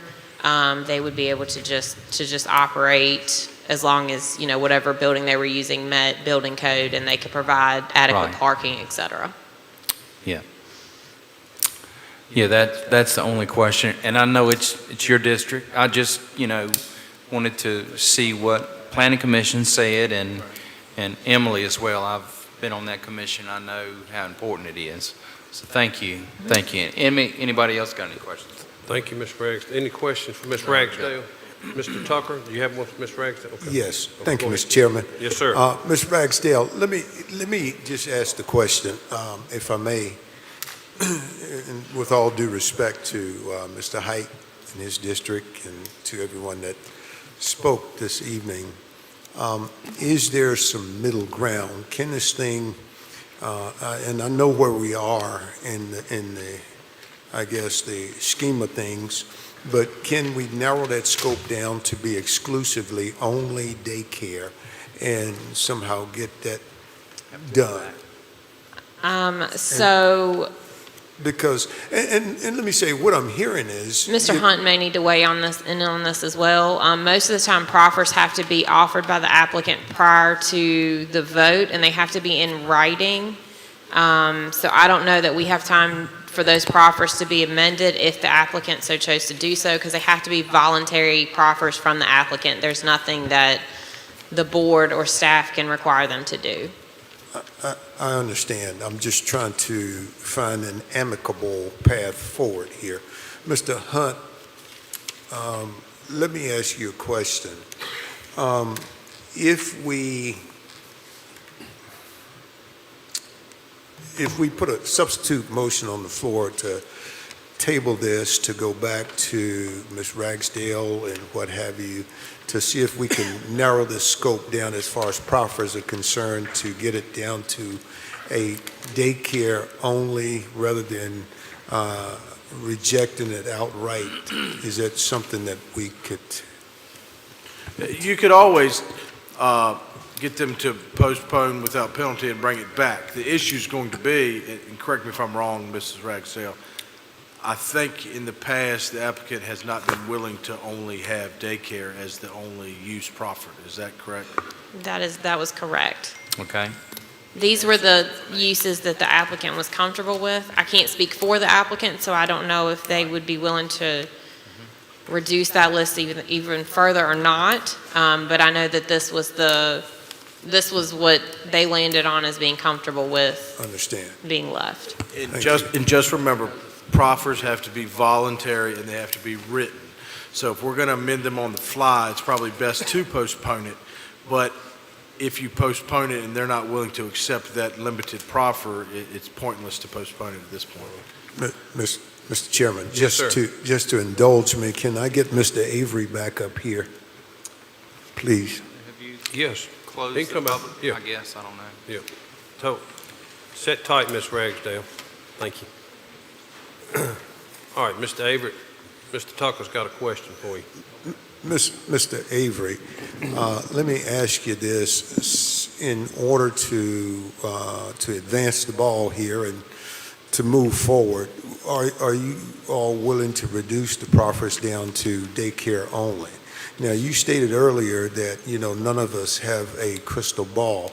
And once, you actually initiate your business in the community, mayhaps going forward, they will gain a little bit more trust in terms of where you're headed in the direction of your business. And, if you have expansion in mind or some other entrepreneurial undertaking, then we can revisit, zoning, that sort of thing. But, let's not throw the baby out with the bathwater, so to speak. Are you willing to compromise, sir? Well, can you hear me? Yeah. Well, I was just asking my wife, what does she want to do? We can do that, but it kind of hurts my heart because of the fact that Miss Tate, that don't want a daycare facility, has a convenience store. The convenience store shut down. she turned into a pool room. The pool room shut down. She turned into an antique shop. That failed. Now she has a storage shop. Well, I hear you, but listen, I can't. I understand. I can't tell you and your wife what to do, but it sounds like your wife's passion is daycare. The community needs daycare. The county needs daycare. We all know that. So I'm asking, would you go ahead and compromise rather than, we just kill this thing completely and then we dash, the daycare? I wouldn't like to see that happen. I'd like to see us be able to get to some kind of compromise. And I think that will be a clearer path forward. And I think we might be able to convince, the board to do that if you all are willing. Well, that's up to my wife. Because I'm a businessman. Like she said, I have other properties, and I do. Thank God. She said we've been going through this since September, but it was actually December. So we're in April now, 5 months. If we build a building, and just say daycare does fail, and we want to do one of the other proffers. We've been here for 4 or 5 months. If we got a building, that building has to be paid for while we waiting to get rezoned again. Mr. Avery, let me say this to you, because people throw around the word entrepreneur. An entrepreneur is not a business person. An entrepreneur, by definition, is a risk taker. And that's one of the risks that's involved in starting a business or opening a business. So I'm just trying to find a way forward to get this ball rolling, rather than having this this dream of your wife's, her passion, just kind of die. So I'm going to ask you, I understand the taste that's in your mouth. I get that. But at some point, don't plant your heels so deep in life, because sometimes you have to move. So now I'm going to ask you to allow your wife to make that call, and then we can help you. Yeah, I'll make the call. So you're willing to reduce it down to a profit of just the daycare? That's all I've ever wanted to do anyway. Okay, thank you. It's never been about anything else. Mr. Chairman, I'm going to offer a substitute motion that we table this and send them back to zoning to get this thing down to just one proffer for the daycare in the benefit of everyone. And Mr. Chairman, can I jump in? Yes, sir. Mr. and Mrs. Avery, the important thing about if they table it or withdraw without penalty is that if they were to decide tonight and not approve this, you would be prevented from bringing a similar zoning action for this piece of property for a full year back. So if we just pause, go back to the drawing board, get the proffers voluntarily and written, and bring it back, you might have a better path forward. It also will give the citizens the opportunity to speak again, because some people might still disagree with just the daycare, but we need to give them the opportunity to be heard and have public comment on this as well. So I think Mr. Tucker is giving you a viable way out. It's up to you whether you voluntarily choose this or not, okay? I choose to do daycare, just childcare.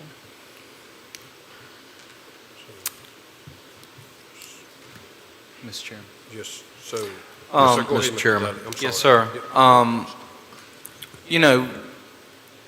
When you first come up, and if I didn't pay attention to the planning, I would have thought it was dead on daycare, and that's it. You spoke about daycare, sir, ma'am, you spoke that you've done it a long time. You had two ladies over here that spoke about daycare.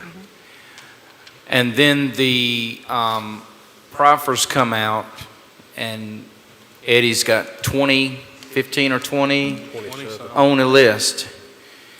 The changing is what everybody's concerned, and in front of me, it says to allow a daycare facility.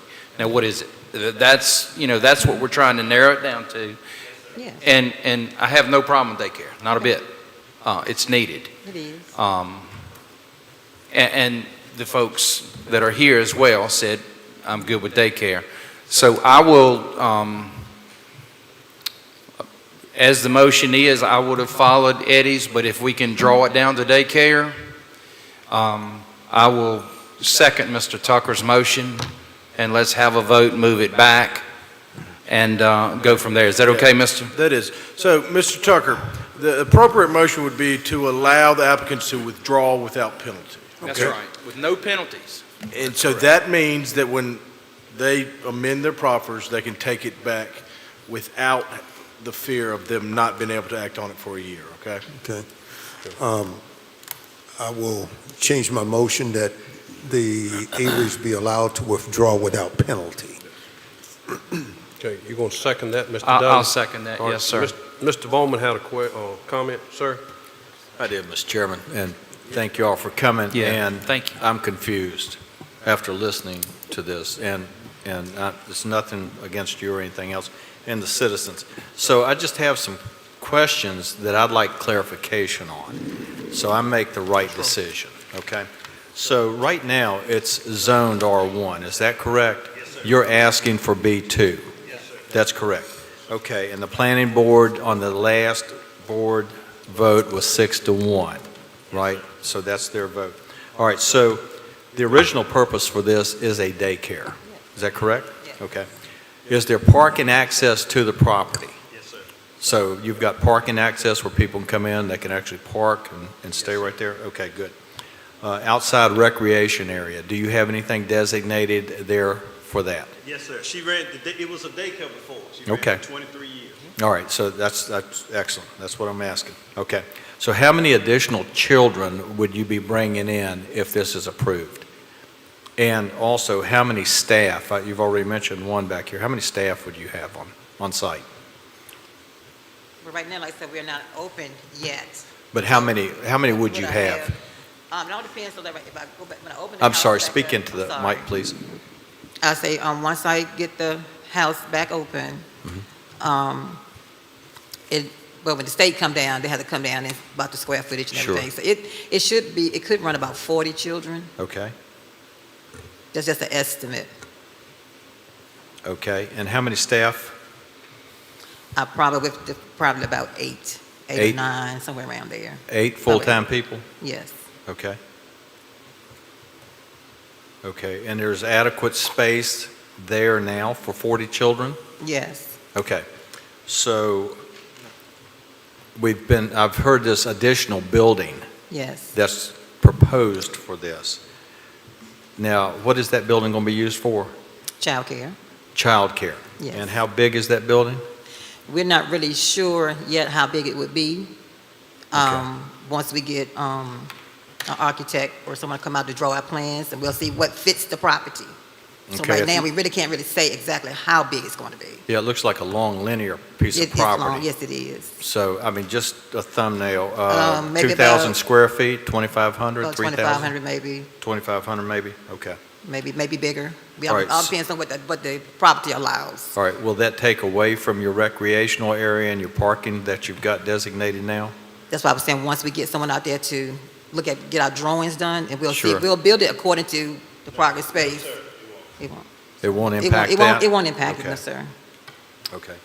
All right, so, and then, let's see, and I see the petitions here. I respect all of those names that are on there. I agree with the shortage of daycare, childcare in the area. Mr. Colvin, he came up, did his presentation, absolutely right on target, because it's a nationwide problem right now, because you have two parents usually working. They need a place for their kids. Mr. Dunn, or Mrs. Dunn, thinks that you should have a daycare. I respect those opinions right there. I can tell you, just based on the discussion here, Yes, and I sir. think Mr. Tucker has given an opportunity here for you to work toward that end state. I understand their concern, the citizens' concern about rezoning a piece of property and the possibility, if you will, that there could be something else that goes in there 5 years from now or 10 years from now. I understand that. I had a situation very similar to that where I live in my district. So I respect their concerns there. I also see what you're trying to do. I think what you're doing is very good for the community in taking care of this. I think if there is a way to work around this, and we'll have to work it through the county attorney primarily to make sure, we don't want you to have to wait a year to come back and try this, okay? But if there's a way to work through this, I think that's the way to do it, and maybe bring this back up again at another meeting. But be aware, just like the county attorney said, the folks will have an opportunity to speak again. So we're not trying to influence you, but I just think Mr. Tucker's giving you an opportunity to look at it from a different way. Okay? Yes, sir. That's all I've got. Thank you. Thank you, Mr. Bowman. Any further discussion? Mr. Hyde, are you all right with this? I mean, if they go back and do what they, strictly to a daycare or not? Well, that's what it started out as at the first planning commission. It was going to be strictly a daycare. I mean, I know we cannot require them to sign a proffer that's voluntary. I mean, we postponed this one other meeting to give an opportunity for it to be worked out. And this list of 20-some items is what we came back with. It's been a lot of back and forth. I mean, if it's strictly a child daycare center, I'm good with that. Yep. But if there's any other proffers other than that, I will vote to deny it all day long. Yep. Thank you, sir. All right, so. Mr. Hunt, we need to go on and take care of that second one before we go back to the first one, correct? No, we're going to take care of the first one. Right. You have to deal with the substitute motion, and if it passes, it passes. If it fails, you go back to the That's original correct. motion. Yes, So sir. so just to be clear, and the clerk can clarify this, the substitute motion was made by Mr. Tucker. I'm sorry, I didn't know who seconded it, but it was. I did. Mr. Dudley. Mr. Dudley seconded it, and the motion very clearly is, I make a motion to allow the applicants to withdraw this case without penalty. That's correct. All right, we got the motion, we got the second. Any further discussion? If not, we're ready to vote. I've got the wrong one up here on mine. Mr. McCluster, can you clear it? All right, do you see the vote up there? I don't see anything. No, I don't have anything. What I see up here is my motion. It may be because that's what's in the packet. I can fix that in the minutes. Okay. Does everybody see the actual vote where you can cast No, your vote? ma'am. I don't No. see it. Darrell hadn't got it either. Nope, I don't All have right, anything. hold on just a second. Let me reset that.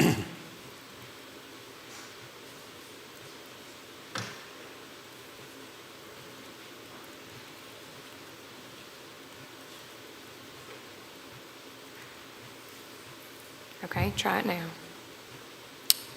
No, I still don't. No, that's Nothing. not All right, right. we'll do this verbally. All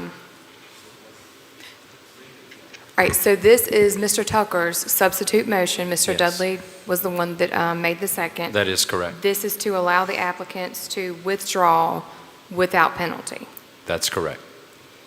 okay? Okay. All right, Mr. Bowman, Yes. Mr. Dudley, Yes. Mr. Height, Yes. Mr. Ingram, Yes. Mr. Whittle, Yes. Mr. Tucker, Yes. Mr. Dalton. Yes. 7-0. All right, so motion carries unanimously. Thank you. All right, thank y'all.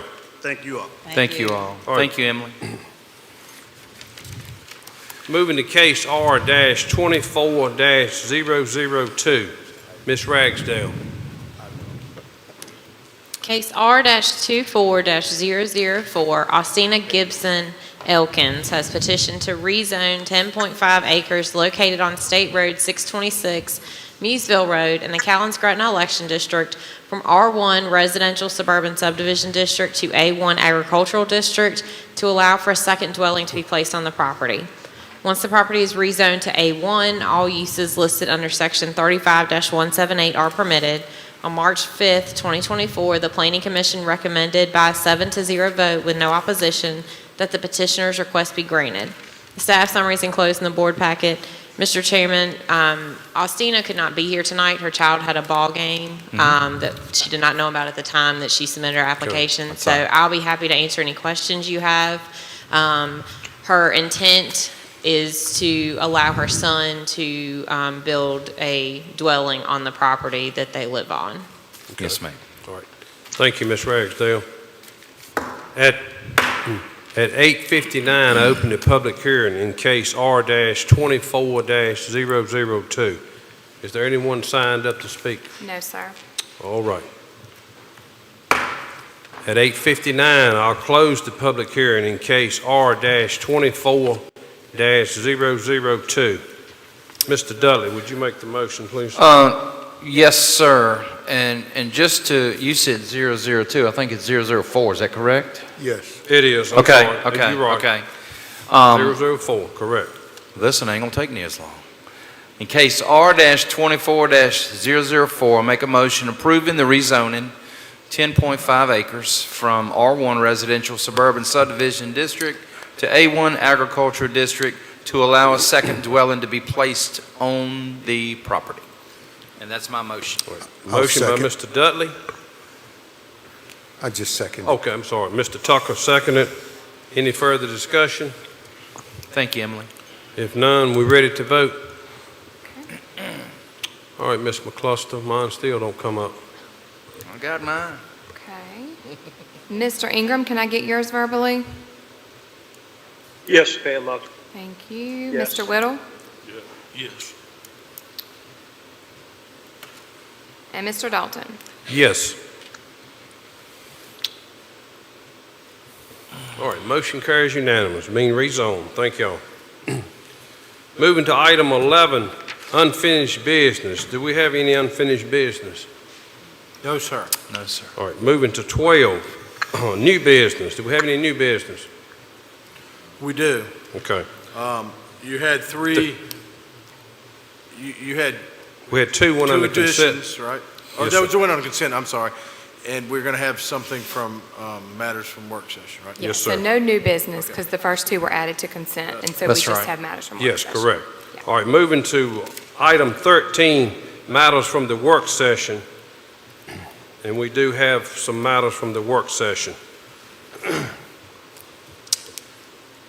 The Pennsylvania County Board of Supervisors makes a motion to accept the resignation of Stuart J. Terrell, Jr., County Administrator, effective immediately with a waiver of the 30-day resignation notice period and pay Mr. Terrell his full servance of 6 months plus benefits as detailed in his March 21st, 2023 employment agreement. This board thanks Mr. Terrell for his work and dedication to this county. It's the motion. I'll entertain a second. Second. Second by Mr. Height. Is there any further discussion on the motion? Hearing none, we ready to vote.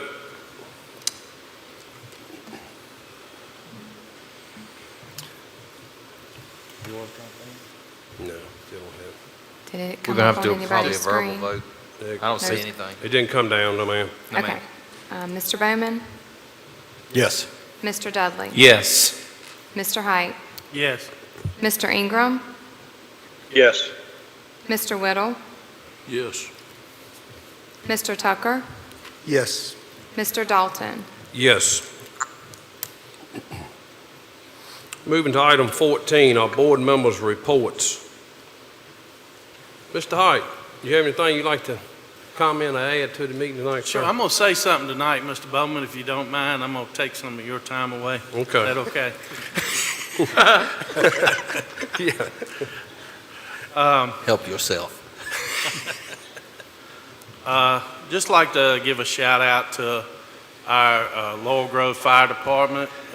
They've got a nice helipad out there if nobody's been by, and they've built a nice concrete walkway where they can get the stretchers to the helicopters if needed. Also like to ask you to be remembering our members at our Kentucky Volunteer Fire Department. They've recently lost 2 of their board members. Oh, wow. Mr. Robbie Barker, who was a former chief there, passed away a few months ago.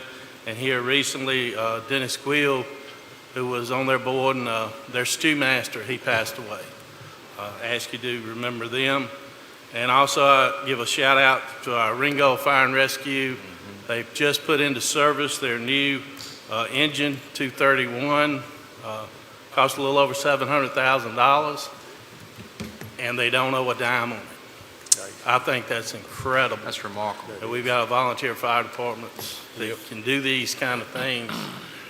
Lots of fundraisers, lots of activities so they can do these things. I'd like to commend all of them for their hard work. Our Ringo Fire Department, our chief will be retiring at the end of June. We'll wish him happy retirement from his full-time job as a fire chief there. But he will be staying on the board and running calls and what have you. I'd like to thank all of our citizens for coming out tonight. A lot of the folks from the Little Creek area. I'm hoping this issue can resolve amicably with all parties. I think that the biggest concern there was strictly daycare. Yeah. That's the big concern there. So hopefully, maybe we can get this thing put to rest soon. Hopefully. All right. That's all I got for Thank you, tonight. Mr. Height. Appreciate that. Mr. Tucker? Thank any you, Mr. comments, sir? Chairman. Yes, It's sir. been a good meeting. It's been a long meeting, so I'm just going to thank all of the public for watching, the citizens for coming out, and also the staff for their hard work in terms of making us all look good up here on this dais. Thank you, sir. Mr. Dudley? Yes, sir, Mr. Chairman. Thank you, folks, for coming out. Folks coming up and speak. It's okay. Some meetings are tough, some meetings are smooth, and just appreciate those folks that really do come out. Thank you. Also, sincerely, we need to be praying for Mr. Ingram. My understanding, very sick man. Let's be lifting him up in prayer. Same time, be praying for my dad. Just turned 91 years old, and I thank the Lord every day that we've had him this long. Hospice is in with him now, so I desire the prayers of the folks that do pray. And Mr. Chairman, thank you so much. Thank you, Mr. Dudley. Mr. Whittle, you have anything, sir?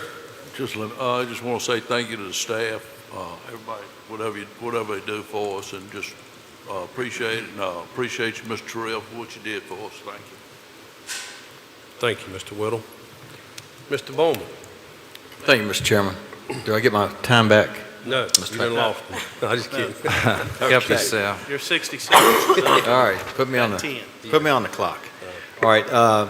Recently, I attended God's Pit Crew, the annual banquet. That was a great event. The community is very blessed to have Randy Johnson and a wonderful group of volunteers and donors who make it possible to help people around the U.S. in times of disasters. Great function there, and great job by Randy.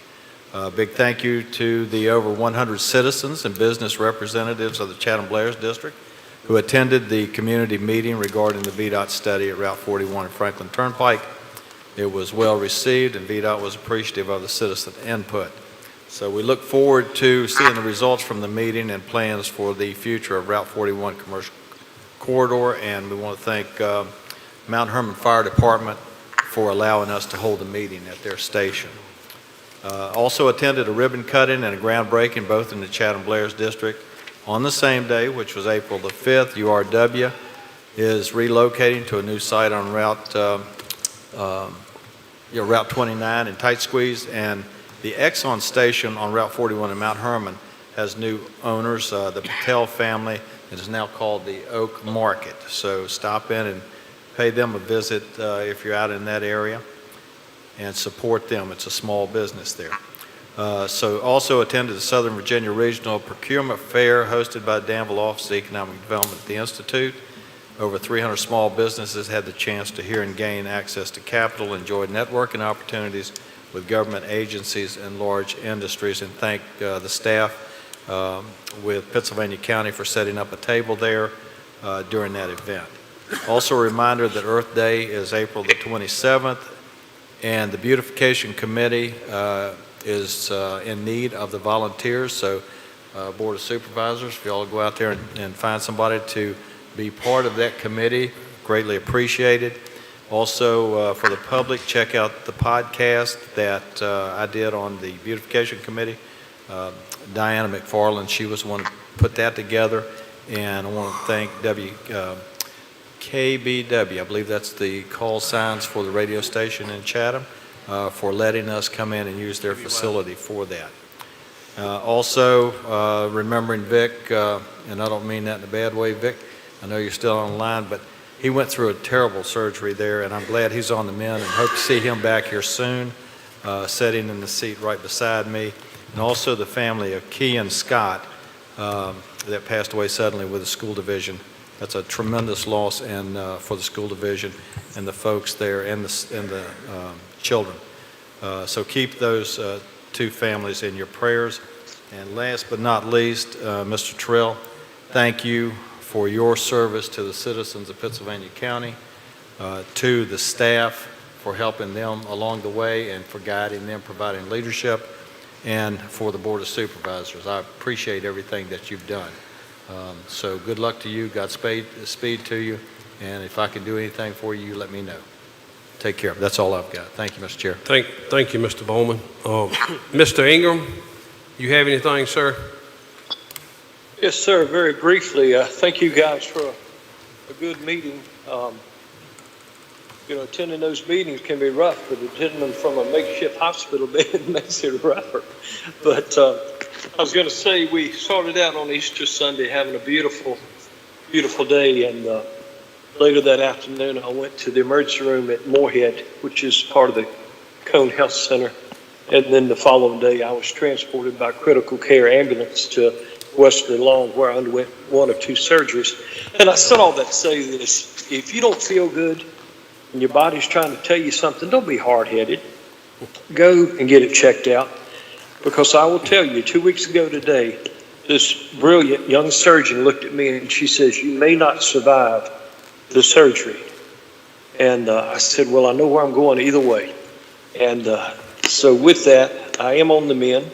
Look forward to being with you guys next month. And I truly appreciate all the thoughts, prayers, cards, emails. The concern has just been overwhelming. I'm very grateful for that.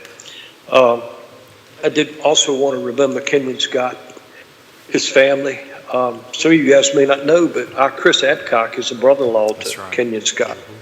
And such a loss. Kenyon was such a wonderful man. So please continue to remember his family.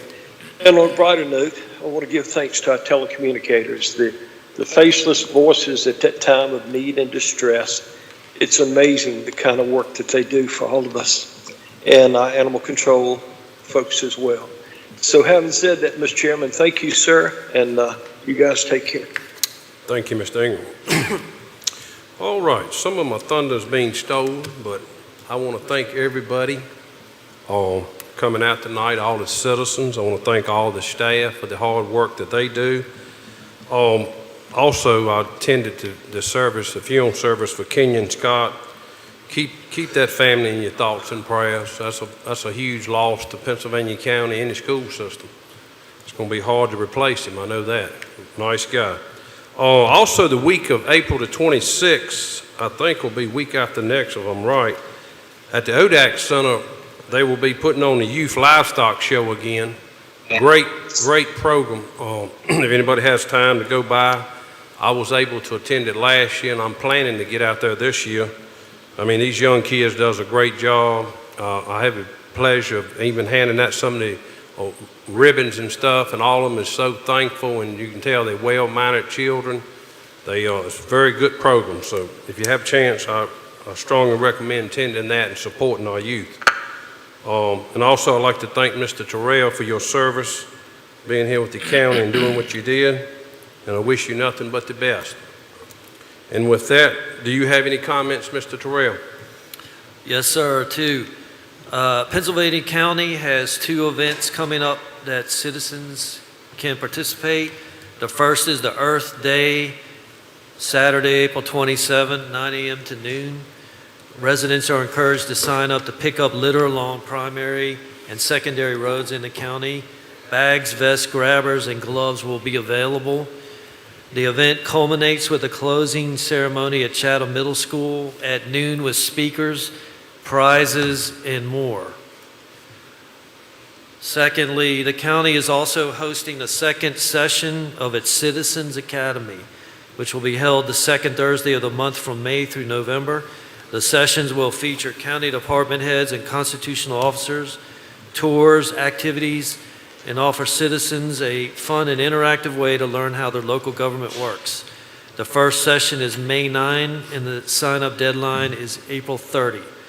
For more information about these events, go to the county's website, www.pennsylvaniacountyva.gov, under Residents tab on the home page, or folks can call 434-432-3575 for more information. Thank you.